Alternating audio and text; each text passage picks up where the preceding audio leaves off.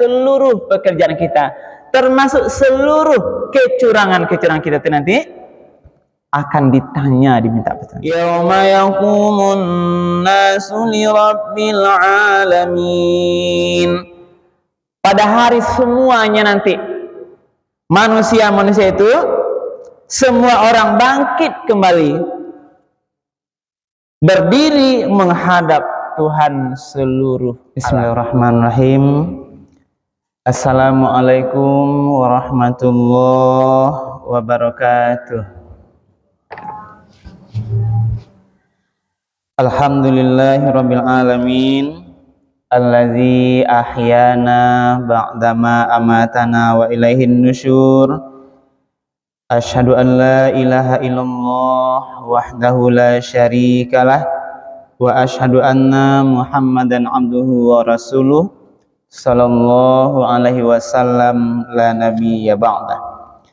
Wa qala Allah ta'ala fil Qur'anil Karim, a'udzu billahi minasy syaithanir rajim. Bismillahirrahmanirrahim. Wailul lil mutaffifin alladzina idza iktanu 'alan nasi yastawfun wa idza kanuhum aw wazanuhum yukhsirun. Sadaqallahul azim. Bapak-bapak, ibu-ibu, hadirin kaum muslimin, jemaah salat fardhu subuh yang dimuliakan Allah. Pertama dan utama sekali, marilah kita sama-sama menyampaikan kalimat puji dan syukur. Alhamdulillahirabbil alamin.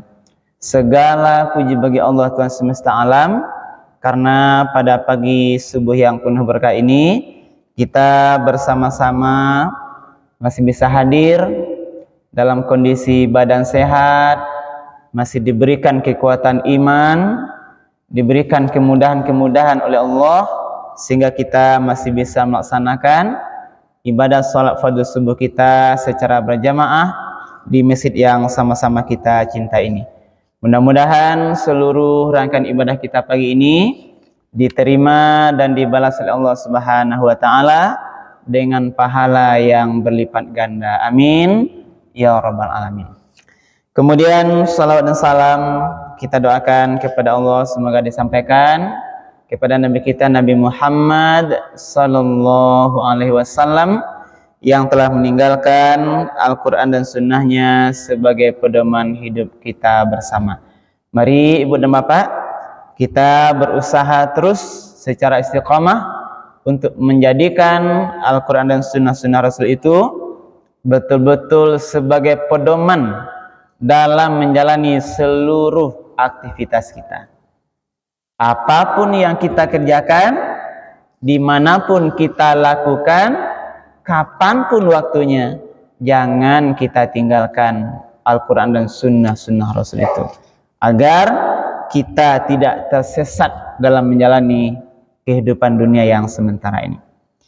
Ibu bapak para jemaah subuh yang dimuliakan Allah, pagi ini dasar tausiah kita adalah Al-Quran surat Al-Mutaffifin.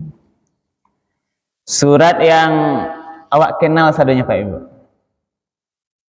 yang bercerita tentang orang-orang yang curang. Bapak Ibu, orang yang curang.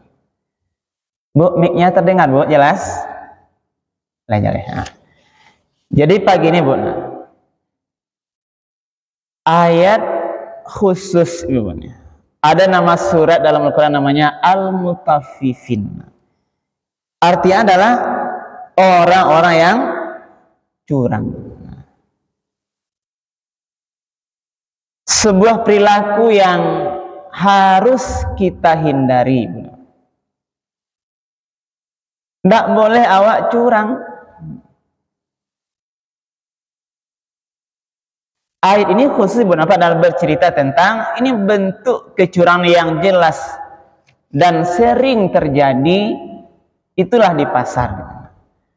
Walaupun sebenarnya apa adalah awak tidak boleh dimanapun berada, tidak hanya di pasar, juga di rumah, di kantor, di mana-mana. Ini adalah satu hal yang harus kita hindari. Banyak ibu apa adalah akibat terhadap orang-orang yang curang ini, tidak hanya di dunia tapi juga nanti di akhirat. Kalau didapatkan harta di jalan yang tidak benar dengan kecurangan, ibu apa? Ini lebih berbahaya lagi. Bisa menghilangkan keberkahan. Apa mana berkah? Yang kita harapkan ibu apa adalah yang pantian itu hidup berkah. Mungkin barangkali harta kita yang kita tuh sederhana berapa, tapi kalau berkah itu hati awak akan senang, damai. Ini hidup berkah. Karena kita dari harta yang mungkin Allah ridhoi. Tapi kalau harta yang tidak benar awak dapetan, dari kecurangan, dari kebohongan, dari penipuan, ya, maka ada istilahnya orang yang banyak harta tapi hatinya sempit. Susah bentuknya, Bu. Kayu bapitih lagi, tapi karena Allah cabut keberkahan dari kehidupannya itu, Bu, apa? Seakan dia terlihat susah. Allah datangkan dengan cara-cara yang mungkin bermacam-macam sehingga terlihat dia kesulitan, kesusahan karena Allah cabut tadi keberkahan. Nah, kita lihat kenapa adalah ini ayat Al-Mutaffifin ayat 1 sampai 6 ini. A'udzubillahi minasyaitonirrajim. Bismillahirrahmanirrahim. Wailul lil mutaffifin. Celakalah, kecelakaan besar bagi orang-orang yang curang. Curang dalam apa? Ini khusus baik dia dalam menakar atau menimbang. Ya, Ibu. Curang ini khusus dalam menakar, takaran atau menimbang. Bagaimana bentuknya? Alladzina idza qalu 'alan nasi yastawfun. Nah, yaitu orang-orang yang apabila dia menerima takaran dari orang lain, dia minta dicukupkan. Nah, berarti kalau menerima, ini sama dengan bentuknya. Kalau pedang itu dia menerima takaran, ketika dia membeli kepada orang lain, itu tidak boleh kurang. Dia minta cukup. Kalau menimbang 1 kilo itu ya mak, iya 10 on ya, itu maksudnya mak. Kalau 1 kilo itu betul-betul pas. Bahkan kalau bisa malah lebih hendaknya gitu. Itu kalau dia menerima untuk dia. Nah, berarti kalau ini sepedagang benar-benar ada. Kalau dia menerima sukatan, nah, mungkin dia membeli pada orang lain atau menimbang dia membeli pada orang untuk dia minta dicukupkan. Tidak boleh kurang. Sangat hati-hati dia teliti. Kurang sedikit, kurang, tidak bisa, tambah lagi. Harus dicukupkan. Wa iza kaluhum awazanuhum yukhsirun. Apabila dia menakar atau menimbang untuk orang lain, yukhsirun, mereka merugikan. Jadi kalau dia menjual, orang lain membeli, apakah bentuknya takaran atau sukatan Ibu Pak, atau dia menimbang untuk orang lain, dia merugikan orang lain. Nah, inilah yang khusus Ibu yang disampaikan dalam Al-Mutaffifin ini. Ala yazunnu ulaika annahum mab'usun. Tidakkah mereka itu mengira, tidak menyangkakah orang itu, ibu dan bapak, kata ini, apakah orang yang berdagang itu, tidak ada dia mengira, ulaika annahum mab'usun, tidakkah mereka itu mengira bahwa mereka nanti akan dibangkitkan. Ketika orang-orang pasar itu, bapak, dia curang, memainkan timbangan, memainkan sukatan di pasar, apakah mereka ini, kata Allah, tidak mengira dia nanti, mereka itu nanti akan dibangkitkan, dan dia pasti meninggal. Tidak hanya pedagang pasar, kita semua nih, bapak, pasti nanti meninggal, dan kita semua nanti akan dibangkitkan. Nah, jadi ini disampaikan ini, apakah orang pedagang yang memainkan timbangan, memainkan sukatan itu, dia tidak mengirakah mereka itu kalau nanti akan dibangkitkan? Liyaumin azim, pada hari yang besar. Itulah hari kiamat nanti. Setelah hari kiamat nanti hancur semuanya itu, habis semua, ada namanya hari Yaumul Ba'ts, hari kebangkitan. Dibangkit waktu ibu bapak untuk mempertanggungjawabkan seluruh perbuatan, seluruh pekerjaan kita, termasuk seluruh kecurangan-kecurangan kita itu nanti akan ditanya, diminta pertanggungjawaban. Liyaumin azim, pada hari yang besar. Hari apa itu? Yauma yaqumun nasu li rabbil alamin. Pada hari semuanya nanti manusia-manusia itu, semua orang bangkit kembali, berdiri menghadap Tuhan seluruh alam. Jadi sadonya bisa ibu dan bapak akan bangkit balik menghadap kepada Allah, menghadap Tuhan seluruh alam, membawa pertanggungjawaban seluruh amalan-amalan kita. Nah, kalaulah sekiranya ibu dan bapak hal ini diingat, kita ingat, kalau nanti kita akan dibangkitkan, maka tentu ibu dan bapak kita akan berhati-hati dalam seluruh aktivitas kita.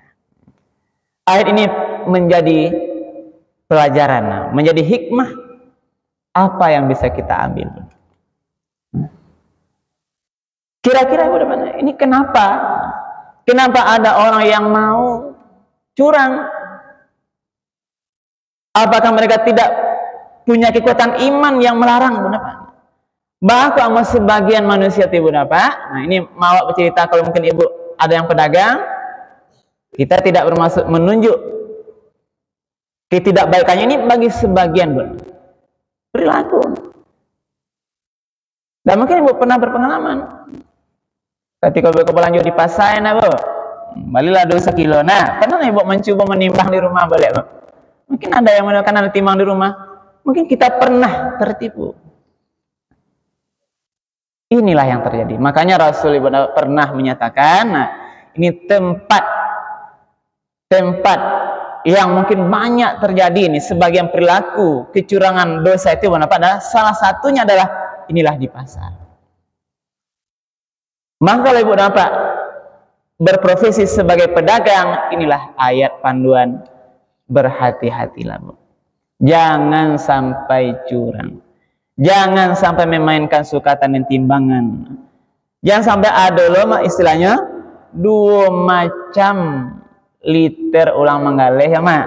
Nah, ada 2 macam ya, Bu. Liter atau timbangannya membali, beda jo timbang menjual. Itu tuh kan takaran, Bu ya. Nah, kalau kini kan cupak namanya. Nah, bosoknya kalau cupaknya membali ke orang lain, Bu, sama lantaknya, Bu, katanya ke bawah. Ke bawah. Kalau bosoknya lakuannya ke bawah. Kalau dia membeli pada orang lain, si sukatan itu seakan-akan, Bu, dilantak ke bawah. Bu lihat beko panua isinya lebih dari yang standar 1 sukat. Tapi kalau nyoba kemanjua ke orang lain, nah ditukar pula ke liternya itu. Ditukar yang liternya yang lantaknya kate. Ini yang terjadi bebas. Kalau dia pakai timbangan, inilah namanya istilah timbang yang batampuak tuh. Pakai tampuak. Ada beban di ujung timbangan tuh. Sehingga kalau dia membeli pada orang lain, pakai timbangan yang pakai beban di ujungnya itu apa? Seharusnya barang yang dibeli itu 1 kilo, karena dimainkan ujungnya itu, maka dia akan kurang 1 kilo. Belum cukup lah gitu. Sehingga jadilah dia, kadang-kadang barang yang 2 kilo, terhitung 1 kilo, mungkin 7 on, 3 on ini dimainkan. Dalam standar kecil. Apalagi yang mainnya timbang itu 1 kilo, 10 kilo. Nah, ini kadang-kadang kita lihat, ini contoh timbangan alat itu penjual sawit itu benar apa nih? Kita tidak. Nah, bisa ini permainan. Inilah ayat. Pertanyaannya, sekiranya kita mendapatkan rezeki atau harta atau balabo galeh dek curang tu ibu nama apa? Halal atau tidak Pak Ibu? Ya Pak Ji? Pasti tidak. Uang yang dapat dari penipuan, yang dapat dari kecurangan di pasar ataupun kecurangan di mana-mana saja Bu Bapak, itu tidak halal. Allah suruh kita carilah harta itu, makanlah halal yang thayyibah, yang halal lagi baik. Nah, orang tua disuruh mencari nafkah dimanapun, bawalah pulang piti itu yang halal lagi baik. Kalau di pasar jangan sampai nanti kecurangan. Ini harus dijaga. Sebagian ini saudara-saudara kita pedagang itu Ibu Nova, kenapa? Karena yang dia pikirkan tuh untung gadang. Ba'a galehu kabalabo, untungnya banyak, modal kete, labonya gadang. Sehingga terperdaya Bu. Boleh modal sedikit labo besar boleh, tapi caranya nambah tua. Jujur. Nah, maka Nabi lah mengajarkan Bu. Ini kenapa nih kita sampaikan Bu? Nabi Muhammad SAW pernah main ke pasar Ukas tuh Bu, ke pasar. Pada suatu pedagang korma dia berhenti Bu. Korma terletak dalam karung tuh Bu, apa? Rancak di atasnya. Lalu dibuka Nabi tangannya Bu, dimasukkan ke dalam karung tuh istilahnya Bu. Yang rancak itu dites nih, dites. Rasul masukkan tangannya ke dalam, dia tarik keluar, ternyata tangannya basah, basah. Berarti apa?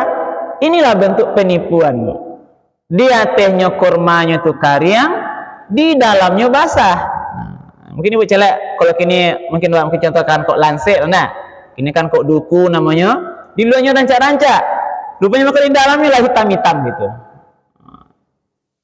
Lalu Nabi mengatakan, ini tidak boleh seperti ini. Kalau ada barang-barang tuh sebagian rancak, sebagian kurang rancak, sebagian tidak rancak, maka pisahkanlah.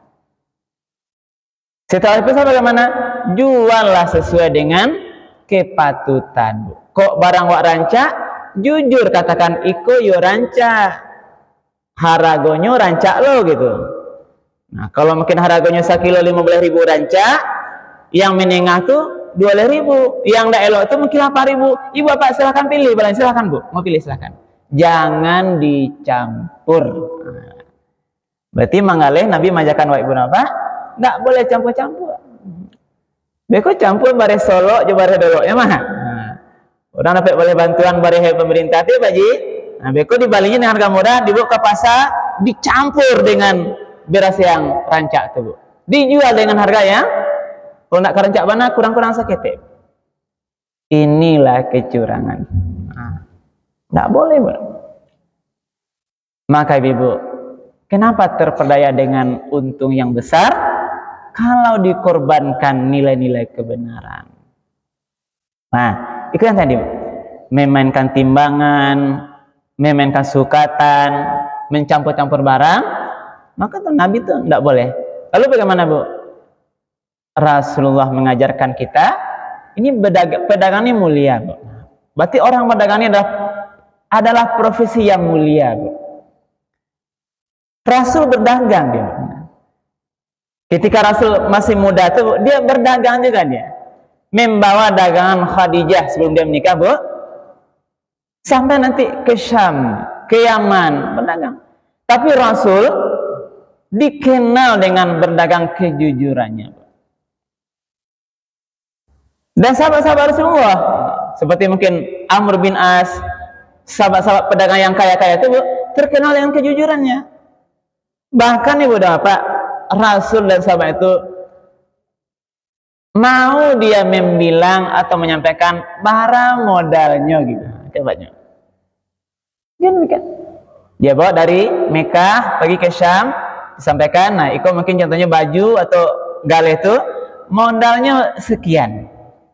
Saya berjalan dari sana ke sini begini bentuknya. Sekarang silakan Ibu beri saya keuntungan berapa? Ada di situ Ibu. Contohnya Bali lansek dengan jujur, lansek kok modalnya di Palembang sekilo 10.000 contohnya Pak ya. Inilah Ibu di situ Bu. Sekarang Ibu silahkan beri untung berapa gitu. Nah, modalnya 10.000. Silahkan beri untung. Kalau dia melambangkan kejujuran, kalau orang nanti merasa dia tidak tertipu Ibu Bapak, mungkin bisa dilebih dari yang dia harapkan. Inilah contoh Ibu Bapak bagaimana Rasul mengajarkan bentuk-bentuk kejujuran. Jujur itulah nanti apa nanti Ibu Bapak? Kalau jujur, harta yang didapat jadi halal dan juga berkah.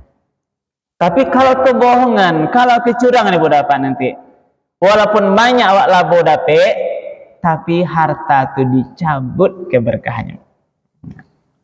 Apalagi nanti yang kita takutkan Ibu dapat, dibawa pulang bekola-bekola yang tidak jujur itu, tamakan deh anak bini awak. Inilah Ibu dapat yang bisa merusak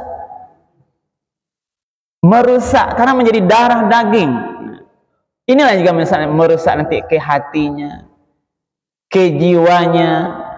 Ini ada anak-anak Ibu Bapak yang mungkin kita lihat susah diatur, pahlawan kawa, suku bacari-cari, kenakalan remaja.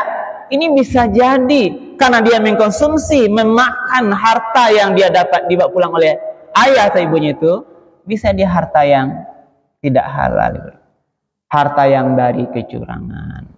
Maka marilah Ibu Bapak kita hati-hati di semua aktivitas kita ini. Allah ajarkan dilarang berlaku curang. Curang dalam berdagang, curang dalam berperilaku.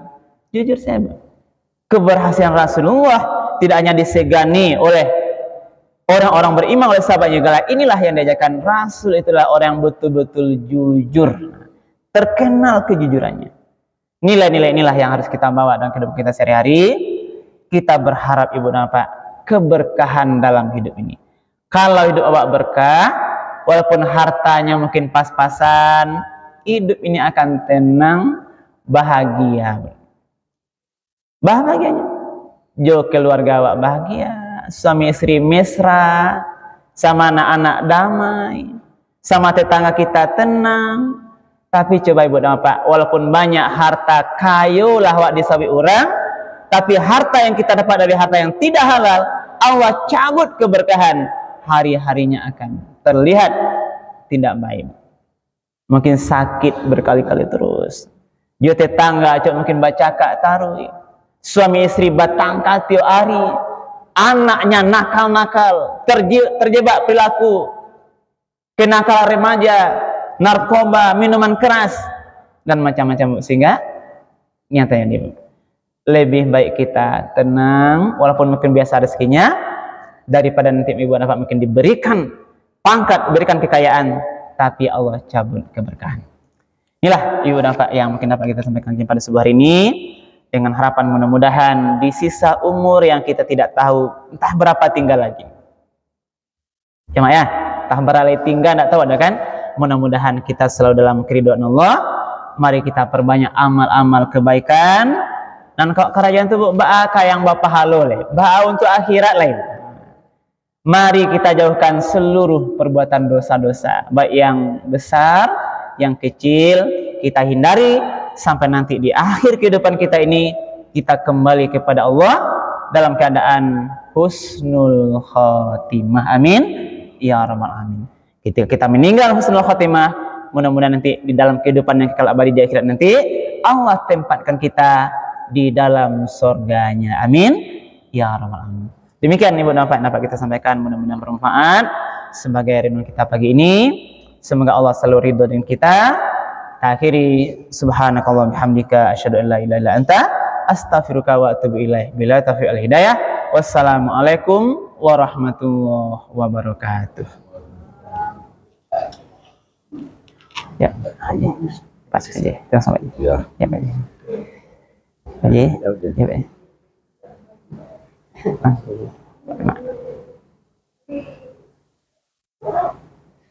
Mas.